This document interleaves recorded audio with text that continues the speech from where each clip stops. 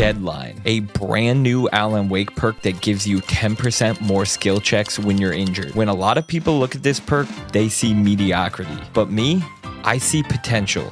Untapped potential. We're talking gen rushing builds, healing builds, looping builds. I tried a smorgasbord of builds, but then I found the one build that can do it all. And I'm worried this build could completely change the meta in Dead by Daylight. But let's not get ahead of ourselves. I still have to put Deadline through our trademark 1 to 17 star rating system, where we'll find out, is Deadline the best Alan Wake perk? To understand this perk and the potentially game-breaking build, I have to take you through my thought process when creating this build. I boxed for over 7 years and experienced a tremendous amount of brain damage in that time. And because of that, I struggle to remember very rudimentary things. But luckily, it's really helped me unlock my creativity. And when I first read about this perk, I instantly thought of one combination: Deadline and Autodidact. Wait, basically everyone has already made a video on that combo? Well, fuck. I'll say this, the build is decent. I'm already a huge Autodidact stan, so this is just the icing on the cake to make me love this perk even more. I was getting 5 stacks of Autodidact very early in the game, which led to plenty of insta-heals. It's nice playing a support role, but this build felt like it was lacking something. I wasn't quite providing the value to my team that I had hoped. The combination was good, but I wasn't looking for good. I was looking for game breaking. So the next build I tested out was the ultimate gen rusher build. It was a combination of Deadline, hyper focus, and This Is Not Happening. In this build, I got a lot of skill checks. This Is Not Happening gave me a better chance of hitting great skill checks. But here's the issue. You have to have fucking cat eyes to pull this build off. The skill checks are going to be in all different places on your screen, and they're going to be going fast. If you blink, you're done. It could just be my millennial reflexes, but this build was borderline impossible at times. You Zoomers will absolutely love it though, and you'll probably punk me in the comments too. So proactively, fuck you, I'm almost 30, cut me some slack. And despite this build having potential, it was a little bit out of my weight class, so I had to make a pivot. Next, I tried to build with Deadline, This Is Not Happening, Sprint Burst, and Blood Rush. And this build was an absolute disaster. I was trying to make like a bootleg hyper focus by inducing injury with Blood Rush and then finishing a gen and healing up. It didn't play out at all how I wanted, and it also didn't help that I never actually read the entirety of the perk Blood Rush. So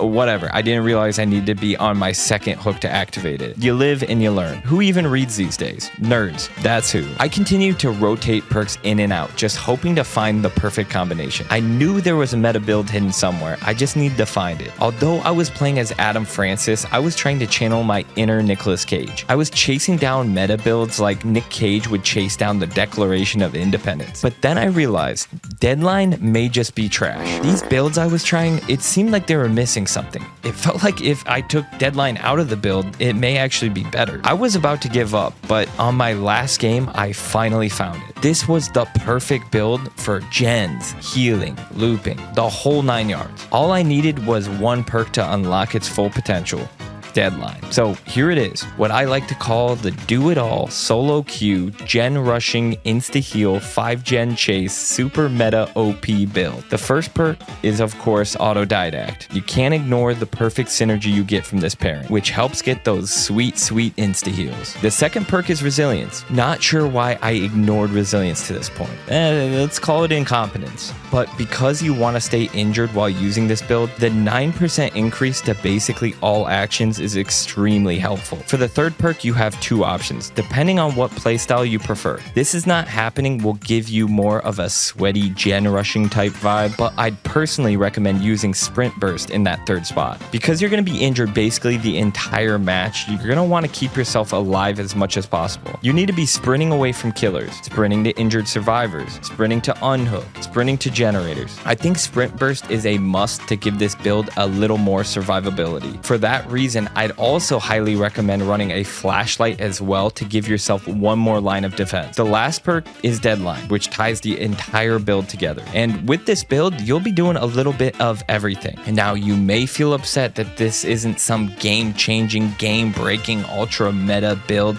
but I'd push you to give this build a go before you rush to conclusions. Because this build is just so solid, it makes you the most valuable survivor in the game. I was the one getting the unhooks because I was sprint bursting to the hook. I could quickly heal up my teammates with autodidact, resetting any pressure the killer had. I was the one finishing up gens because I was hitting all my skill checks. And I was the one shaking the killer because I hit my sprint burst at the perfect time. It's a sneaky good build, and it only took me 4 hours to figure it out. Yeah, I'm not sure why it took me that long, but that's neither here nor there. Now for Deadline itself, I have to rate this perk individually, and despite finding a pretty nasty build for it, I still have my concerns. The fact that skill checks appear anywhere on the screen kind of ruins some of the crazy powerful gen rushing builds, and the fact that you have to stay injured for this perk to activate is a drag as well. If it were one or the other, I'd probably look a little more favorably on this perk, but that's just not the case, so it's gonna get a 7 out of 17 stars from me, which is slightly worse than my rating for Champion of Light, and you can watch that video right here.